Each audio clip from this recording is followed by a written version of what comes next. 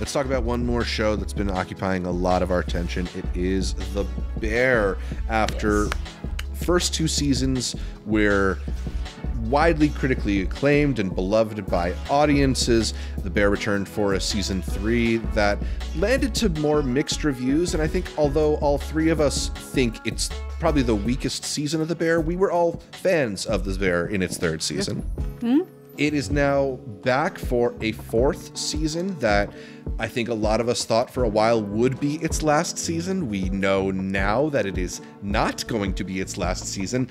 I thought it was 3A, 3B. Let's talk about the show generally, and then I would like to get a little more specific on how it ended. But Amanda, what were your takeaways from The Bear in its 4th year? Ooh, I feel like it did a good job kind of maybe getting back to the energy of season 2, but then still left room for kind of like some of that beauty of season 3. I really liked season 3. I thought it had a lot of highlights. It hit me emotionally in a lot of ways. I think this season, for the most part, everything worked and had like everything kind of felt like it was working together. I'm glad it's not the final season because I felt like maybe some stuff got maybe a little rushed in terms of how they were trying to like resolve certain character dynamics or just Carmi in specific. I like how they kind of handled the last episode, but I just want more of like getting to that point. Yeah. Yeah, it's one of Love these the discussion. Let me see you put it into action. Yeah, I want to see it put into action. I want to see the thought process that went into it. The most of that last episode, literally just all being in an alley, close-ups, was like it literally took me so long to realize. I'm like, oh, they haven't left the alley. People just somebody else just comes into the alley, and there's so many good conversations and just honesty.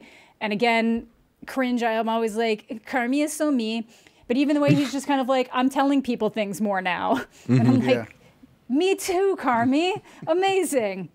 And like that's just the fact that it makes such a difference on his like anxiety and just general inability to exist as a human being. Yeah, so I'm really glad it wasn't the last season. Are any major takeaways from season 4? What happens when the thing that is your passion that you work so hard on brings you more pain than peace? Yeah. Yeah, that was definitely the theme that resonated the most this year for me. So good. Same. It's so good. They have characters, to deliver on that, a whole supporting cast to emphasize it even more through all of their storylines. I really liked it. I agree with you. It is a perfect way to like sum it up there at the end. But in a season where they're really pushing expansion and new ideas and creating opportunity. Yeah, too much. I'm a little worried. Not with more seasons, but with more Bear outside of the Bear. Yeah. I was like, is it going to hit the Dexter problem where everyone we're in the last couple seasons what Dexter of the Dexter? Are we on? Exactly. We're on Dexter spinoff number 7 or something. Yeah, it's not even the spinoffs. It's just more in those final couple seasons. It was like suddenly we're learning all about, like, I don't care that Masuka has a daughter that he doesn't know about. That doesn't fucking matter. The show's called Dexter. It's not that I don't care about the side characters. It's just that like they introduce more, and every single one of them has some kind of great trauma and backstory to some character or every character. And like, are we then getting too much time away from Carmi so that like that ending didn't hit as hard as it could have if we'd been more locked in like season 1? Once you get the Facts miniseries following the brothers, you'll understand. And Brie Larson. Yeah, well, that's the thing. I think a lot of people bounced off of the Facts inclusion in season 3 and John Cena. Do you remember John Cena was on this show? Yes. For that specific Only because reason. I just rewatched it. Otherwise I had forgotten.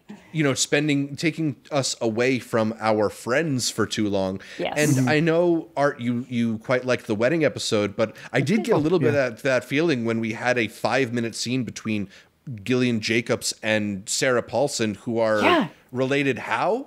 I mean, I know, but like still, like it felt unnecessary because then Sarah Paulson's gone. It does feel extraneous, right? And she's just gone.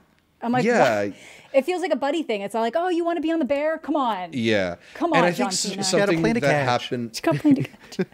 I think something that happened to the Bear in its 3rd season is because they sort of abandoned the, family feeling restaurant and evolved into this more Michelin style show, that the whole thing started to feel a little bit colder. It lost some of that warmth you get from the beef, Yeah. And I think we found a little bit of it again in this season. We found it a lot in that 4th episode, which was directed by a favorite of ours, Janixa Bravo. We found it a bit in the episodes with Ibrahim, where they're working on the shop window and talking about how to seize opportunity. And I think it's in those ways where I enjoyed this season of The Bear a bit more than the previous one. And then, like it was able to sort of bring things full circle that they weren't willing or able to on their timeline bring full circle in season 3.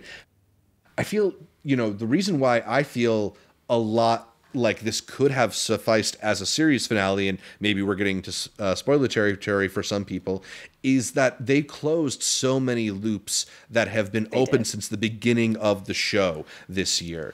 The whole trauma surrounding Carmi's relationship with his mother, played by Jamie Lee Curtis, they were able to kind of talk through that and exercise all those demons in episode 9. The whole question of what's going to happen to this restaurant and can they exist with the chaos that Jeremy Allen White's character brings to it was sort of resolved with him deciding to exit the restaurant in episode 10. Once he fixes it, though, he said I'm gonna fix it. I gotta see him fix it. Yeah. He's going to stick around a bit. I guess maybe that's part of a question, too. Where do you feel like the place that season 4, episode 10 leaves off, what does that mean for the future of this show? Like, I could see a world in which Jeremy Allen White is not even like a lead character on the show. I think he will be, because that's one of the reasons people tune into The Bear. Yeah, you have to.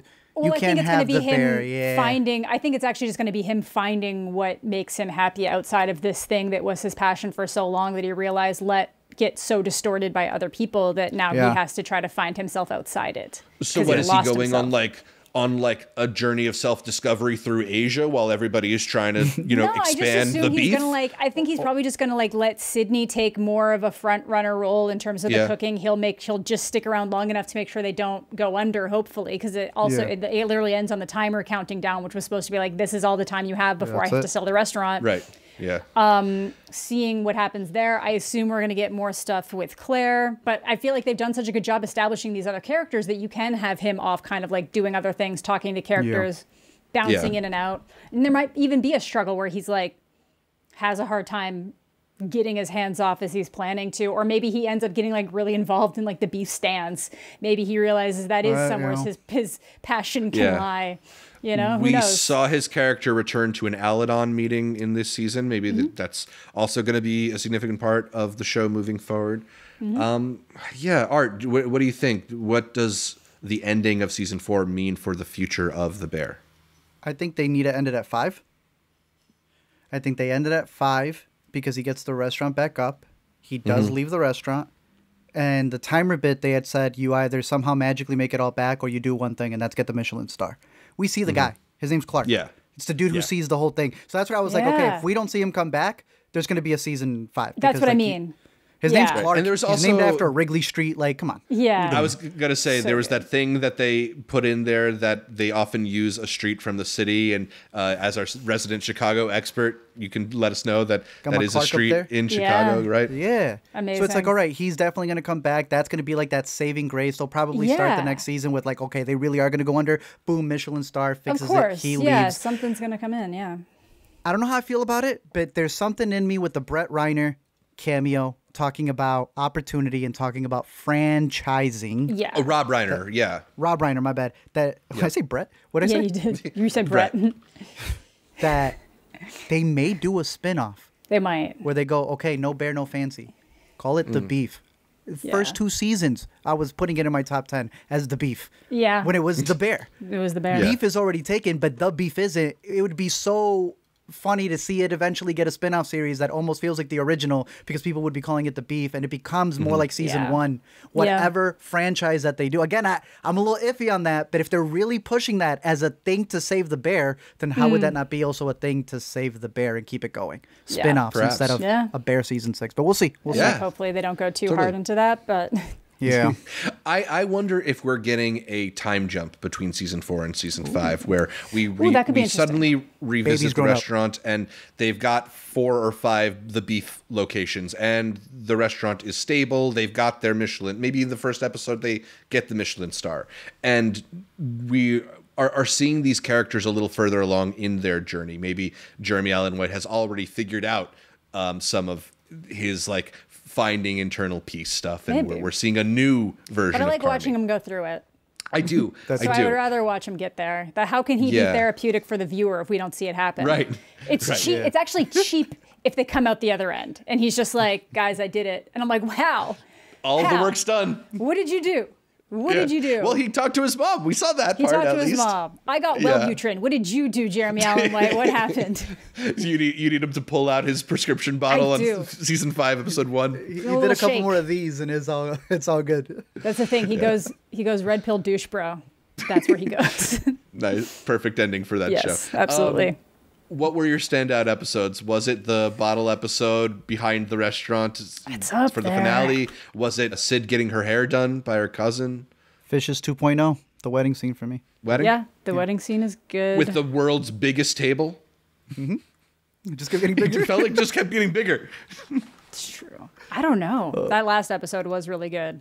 The last episode was fantastic, I don't know. I feel like I always just find different moments. Actually, I can't remember what episode it is, but it is the one where the guy is there and sees Richie doing all this stuff and making it magic for the family. Because then you both get to see it. Yeah, and you get to see like they care, they genuinely care, and that like they're actually being appreciated for it. And I just like the whole idea of like everyone who walks in here is the same, and they're all part of our family. Like we treat them like we treat ourselves, so no one stands out. But everyone stands out. So. Yeah. I think that might be something that I was missing a bit in season 3 and even would love a little more of in season 4 and season 5 going forward. Service being depicted not in just a montage. Like the Bear Does montage is great for sure, but it is those moments where you get to see the restaurant in action that end up being some of its most endearing, right? Yeah, so for sure. I love a little bit more of that in season 5. Yeah. Hell yeah. Nice return to form, and it has left us in a pretty intriguing place. I'm definitely curious to see where the bear goes in the future, even though I kind of think it would have been a nice, bittersweet finale, you know? Wouldn't have been the worst. Yeah. I think like we got some closure for the characters. Yeah, I think if that's how they wanted to end it, I might have wanted it structured a little bit different throughout the season. But yeah, I also think this was Io Debris' best season on the show. I think she carried so much of the dramatic weight this year, and we got to see her even do things that we haven't seen her do before. The emotionality of going through all the elements with her father on this season, the heart attack episode, opposite Molly Gordon. She's really, really incredible on the show. Yeah, no, really strong all around.